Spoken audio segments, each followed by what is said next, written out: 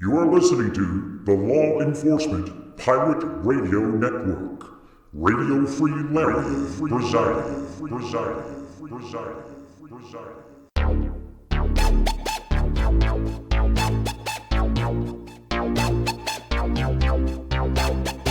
You can run, but you can't hide.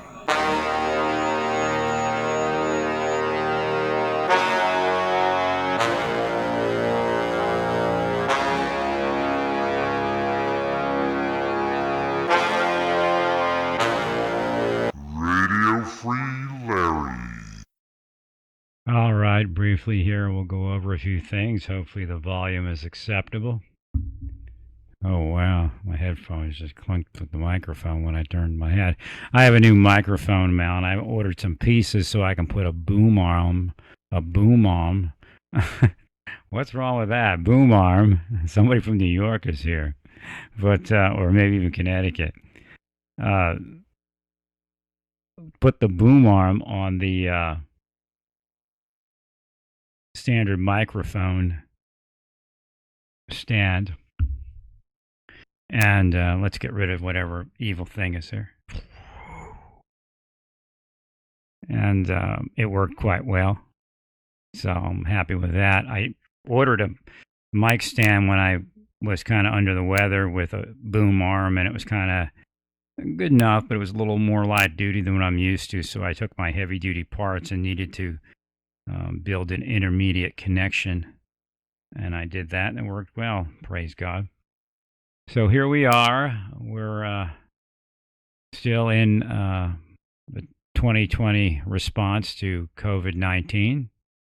In hindsight, it's 2020. So always remember that. People will try to make you crazy as if they're geniuses because they're saying something with hindsight when you prophesized and had to intuitively work your way through something. And quite frankly, even the 2020 hindsight they're using is the proverbial Bravo Sierra, because it's not what they say it is. So again, the key is that you need to make them as comfortable as realistically possible. I'm not telling you to go out and buy them a big screen TV. However, President Trump should have sent some of them money so they could buy one of those while they're sitting there. And there's nothing wrong with that. If you have to sit inside your home and you don't have money for a television or cable or internet, and you can use those stimulus funds to do that, fine. Because what are you going to do? You're going to go out, or you're going to want to go out. So they need to find things to do inside. There are social issues, not just something like drug addiction and alcoholism, although that does exist in Gallup and Chinle and other areas, a little bit more so than some other areas. There's psychological things that go on in people's heads. Some people are afraid of heights. You know, so a Navajo person may not be afraid of heights, but they just can't stay in that home too easily. So there's things that we can do to alleviate that stress. Or somebody may be afraid of water where they're not afraid of water, but they can't sit in that home. They feel confined. And that is actually a traditional Native American dilemma. They like, or at least it's been, a long time since Native Americans began working and having to be places and do things. But once upon a time didn't mean as much as it does today. So they weren't big on staying somewhere, being somewhere, and having a time schedule. So that still finds its way around the reservation. They're more easy, free living people. They're people. They like to congregate. Families congregate at home, in a car, 6, 7 people. A lot of times when a Native American has a traffic accident, it involves a large number of people in their vehicle, because unlike other cultures, they're not traveling alone. They're traveling with their family because they're family oriented. Now, of course, it's not all Native Americans. Some live the life like everyone else. However, there are things within Native American culture, and more specifically within Navajo culture, that would make it a little more difficult for them not to be doing the things that they're not supposed to do under a stay-at-home order situation. So we should make it as comfortable as we can. They shouldn't be coming out at this point. They shouldn't have to come out to get supplies. The president shouldn't be so directly focused on delivering supplies. It's okay if he wants to visit people, but there should be a program where there's like a warehouse and a command center, control center, and people can call. Those little phones don't cost much. When you look at the amount of money that's being spent on COVID-19 response, purchasing a phone with a month or two of phone data, give them internet if you need to, because we want them to stay inside. So we have to do things so that they stay inside. I got to stop moving my hands. When you preach, you want to move your hands, and you talk. That's the thing people do. These little skills you pick up. But when you're on a microphone with a boom and you move your hand, you hit the boom. So they should have phones. Everybody should have a phone so they feel connected, because that's what, and they can call. They can call somebody. Don't tell them they can't call people. Give them enough, and you might find that Verizon would donate something, or that AT&T, or that T-Mobile, or all of them, Sprint. They might donate phones and time, and they've given people double internet this month and last month. So just get them phones. Take a poll. You got a phone? Who has a phone? Who doesn't have a phone? If somebody wants a phone and they have a phone, just don't get too caught up in the details. Get the phones out there. For years we were giving away phones. Make sure everybody has a phone. Make sure everybody has time on it. Maybe unlimited internet for a month or two.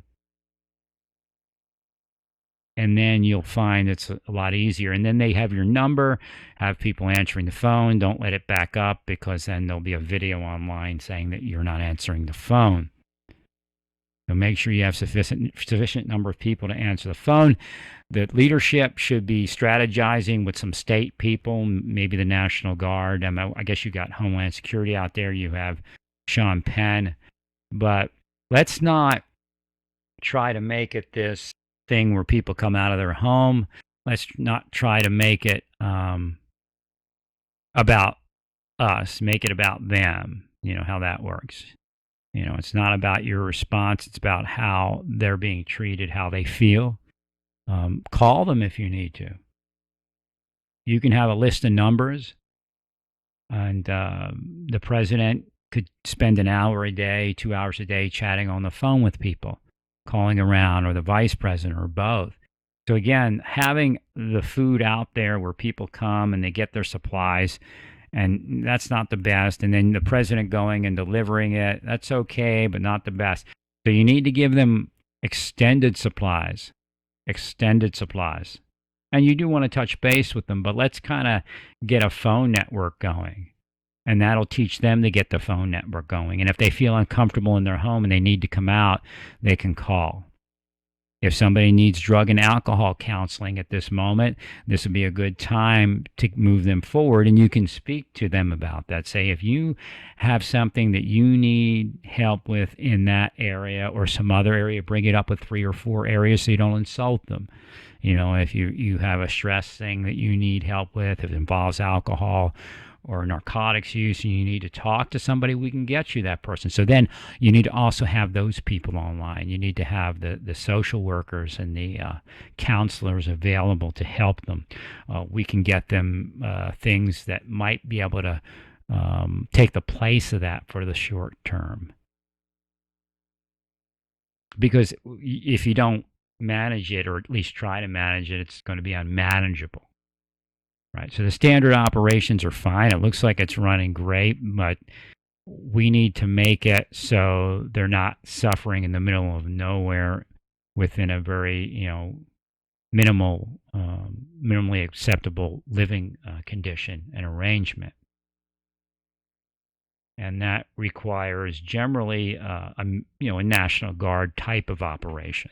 You don't have to include the National Guard, but if the National Guard was out there and they were part of the food and everything else, and they were keeping eyes on what was going on for the command center, not it doesn't have to go to the governor level and the National Guard telling the governor that people are out of their house or whatever it is. I mean, at a certain point that might need to happen, but what we want to focus on is making it about the people in Gallup, the people in Chinle, or wherever else they are.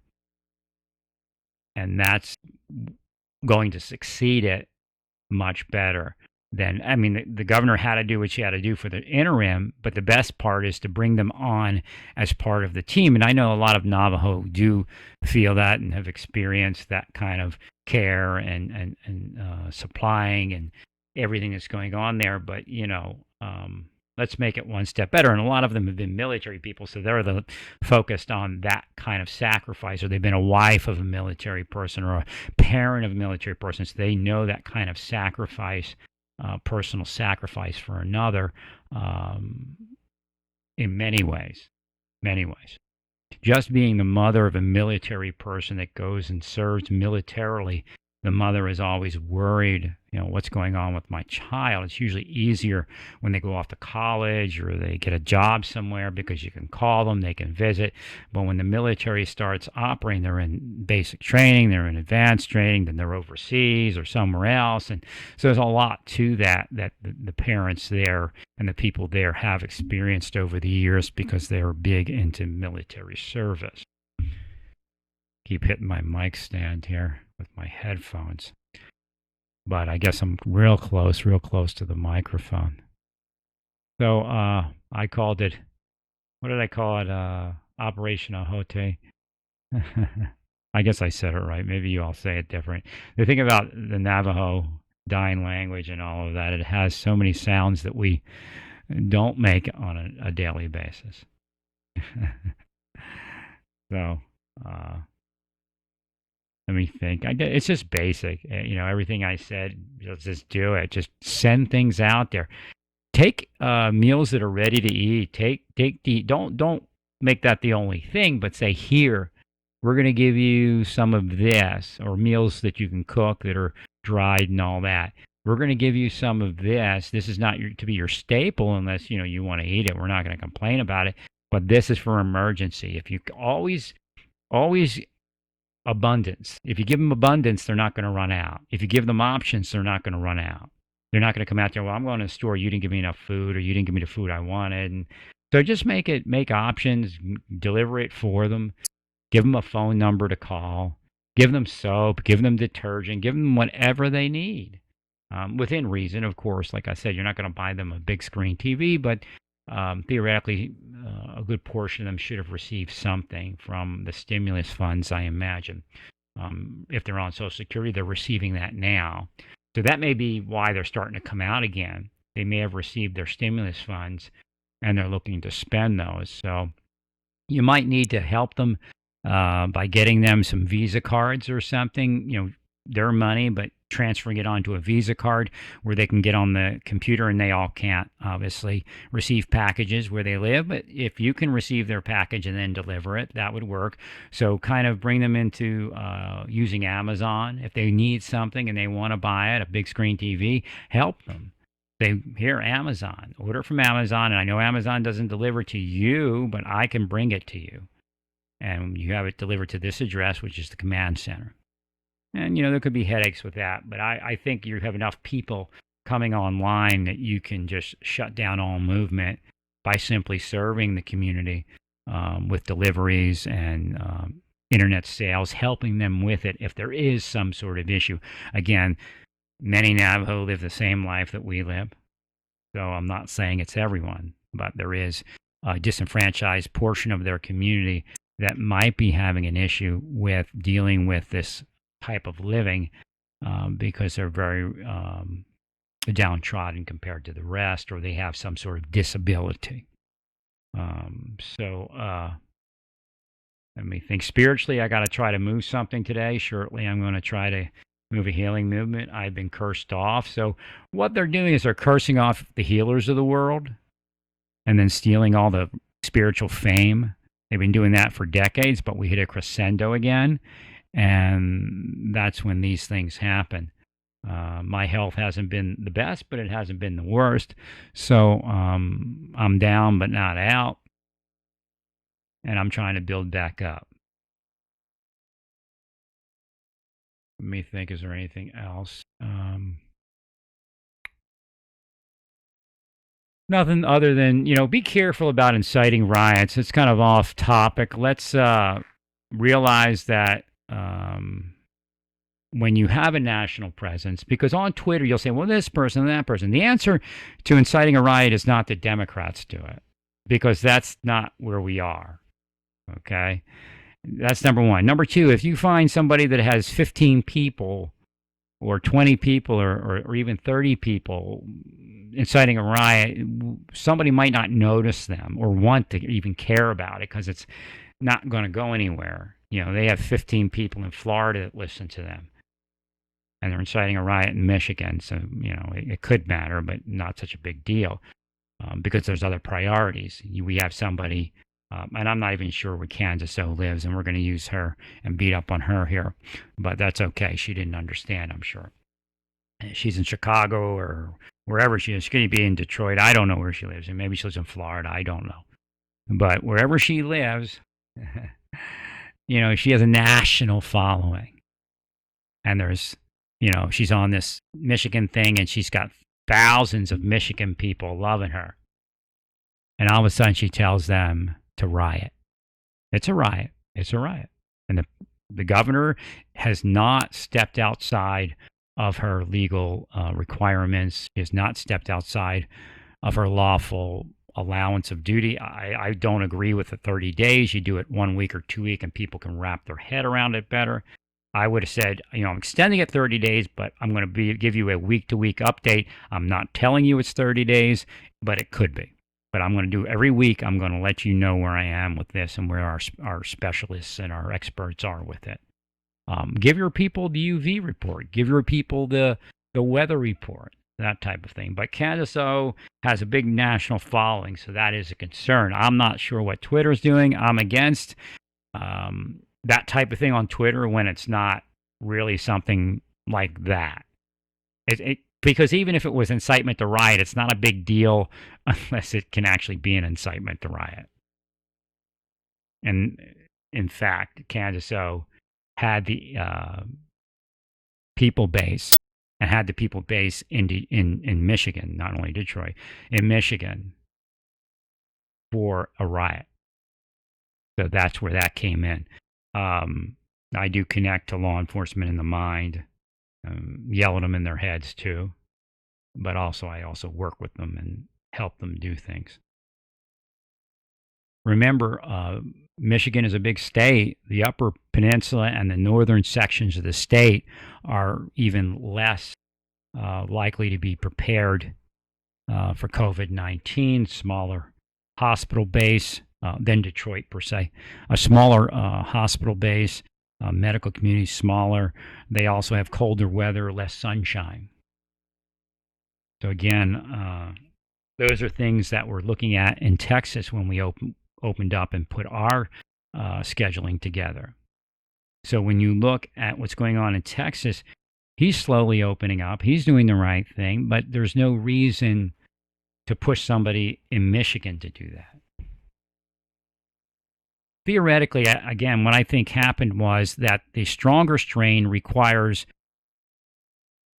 a more open community to spread as well. I mean, there are social issues that people have and violations of stay at home and everything else that could cause the spread irregardless. But I think what we did by shutting down the nation actually is confusing people that just don't understand what's happening, or they don't care to understand.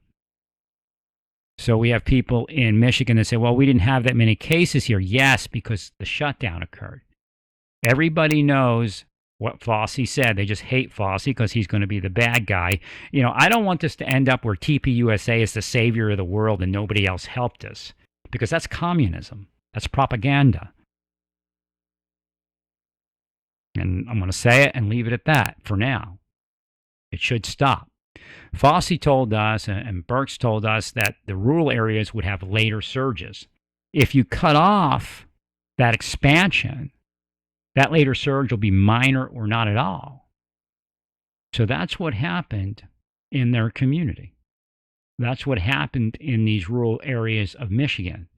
If it's opened up now, with the weather the way it is, the UV the way it is, cases still moving through Michigan at a certain level, it could spread. It could all that month and a half could be wiped away instantly.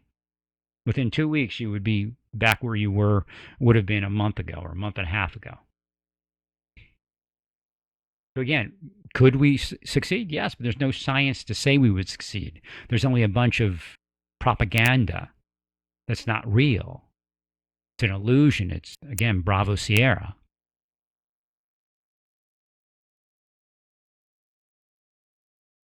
So again, it's getting pretty gross to think that we should believe that TPUSA is the savior of the world, because look who they're putting in our face. These doctors took care of us, and they changed the world for us. It wasn't going to go light. There was no way it was going to go light. If you're getting information like that, question where it's coming from. It could be coming from China itself.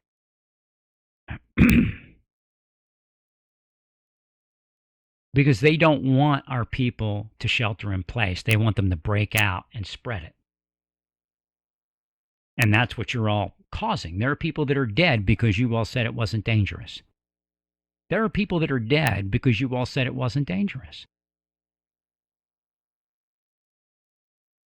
And if all you know is how to put it on someone else, then you're just going to keep doing the same thing and causing the same issue. And at some point, somebody's going to have to arrest one of you. No, it's not freedom of speech. You're telling everybody there's no fire in a movie theater where there's a fire, because the standard example is that you can't yell fire in a movie theater when there's no fire, and you're doing that to a certain degree. But what you're also doing is saying there's no fire in a movie theater where the fire alarm has been set off and people are sitting in there and they're dying. So you need to be very careful in what you're doing. It's very irresponsible. And beyond that, it's criminal. You do have a very large listener base. That's their choice. They're allowed to listen to you, but you have to be careful what you say, because you have incited riot. You have caused people to die, and that continues today.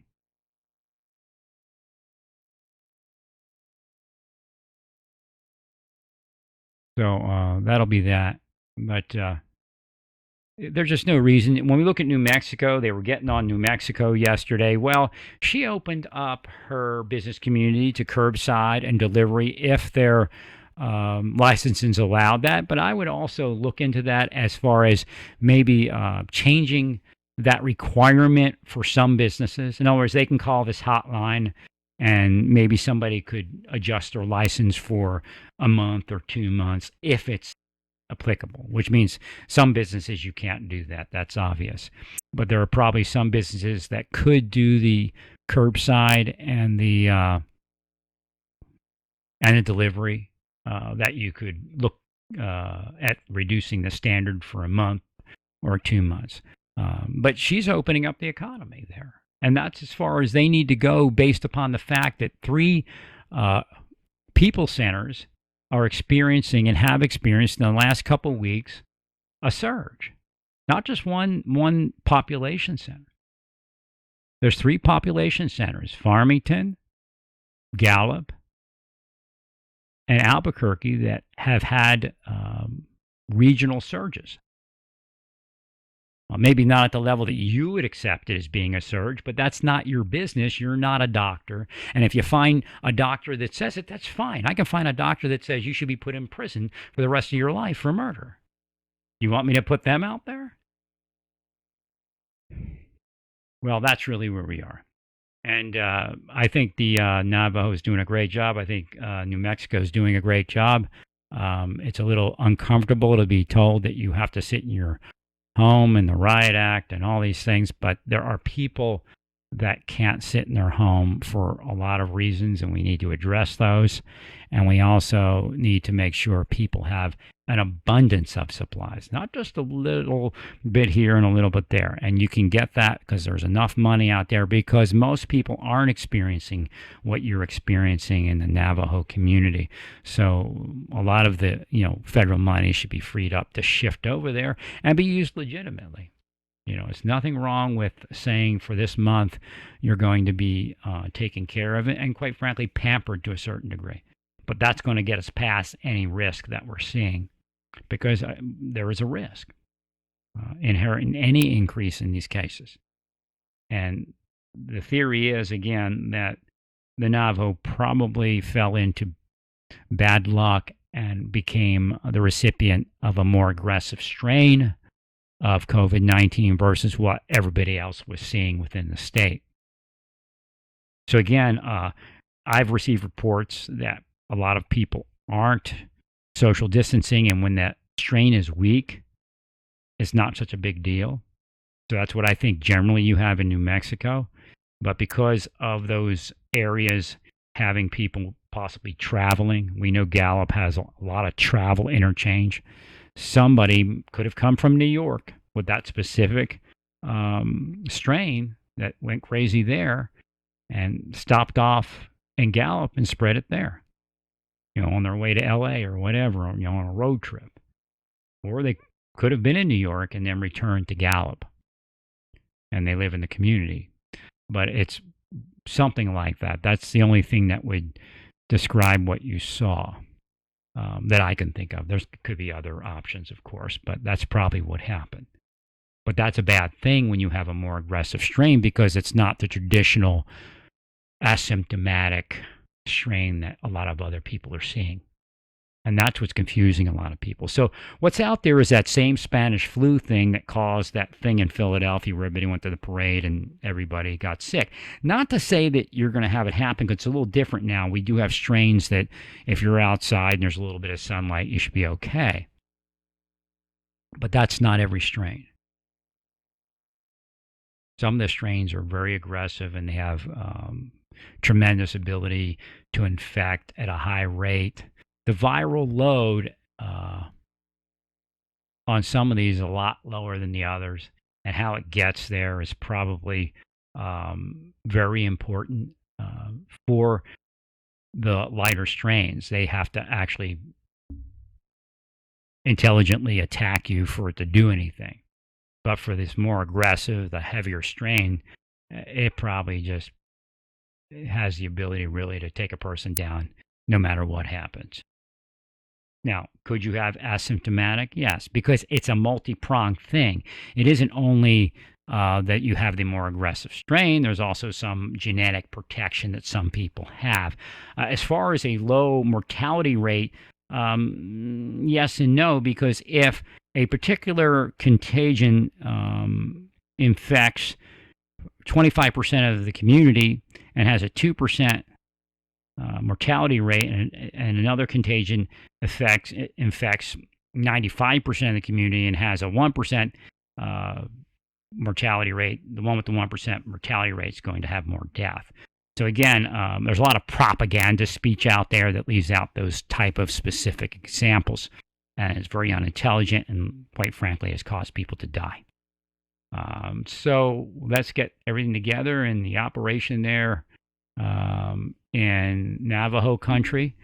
Needs to be a spiritual one also. There's a lot I'm seeing about what's happening in the Navajo community as far as, again, they were cursed by witches, that's for sure. That happens in every city in New Mexico. They get angry at Native Americans because some of the Native Americans have social issues, and then they curse them. And these people in New Mexico are witches, devils, demons, antichrists, and witches, sorcerers, warlocks, whatever you want to call them. That's what they are. I was essentially operated by them for probably 8 years at least now. and may have actually been part of the original operation, because I was looking to possibly move to New Mexico, and I was affiliated with the Sikh community for a short period of time, looking into that community. So then the deep state will come in and hire them right away, and hire them corruptly and criminally, even though it might be under color law and it might not be. It just depends which direction they choose. And, they'll call it what they want when they get investigated by the nobody in the FBI that's not really going to investigate them. So again, looking good out there. There's a bunch of people out there, but just really think through it and start your organization. Structure it. You have leaders. Your leaders need to hang back and strategize and have a command post and do their work in the command post with other leaders. And that's the best way to do it. Now, you can call and you could even visit if you have to, but let's cut down on visiting, and let's get a good phone network going so that people can feel connected even while they're at home. And you might be able to give them some sort of internet. Who knows how you can do that other than the phone? There might be other ways that where somebody would donate computers and tablets and other devices so that they can stay connected while they're working through the problem that they're confronted with. Well, praise God in all that you do. Praise God. You are listening to the Law Enforcement Pirate Radio Network. Radio Free Larry presiding.